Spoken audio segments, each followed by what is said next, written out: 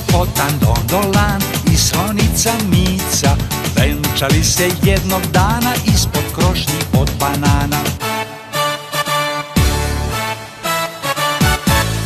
Lepotan Dondolan i slonica Mica venčali se jednog dana ispod krošnji od banana.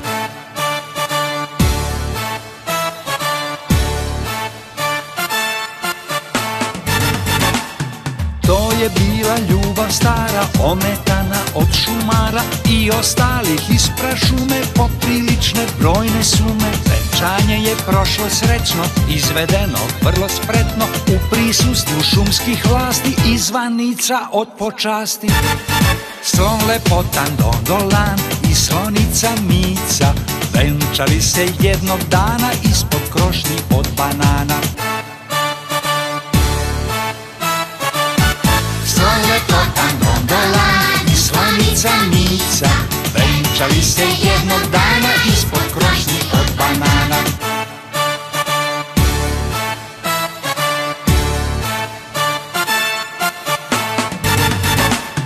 Medveda su sa severa zamolili za devera, a za dužnost starog svata žirafinog mlađeg brata. Zadovoljni svi su bili, najeli se i napili, ljutila se samo kuma, zašto nije bila kuma. Slon lepotan Dondolan i slonica Mica venčali se jednog dana ispod krošnji od banana.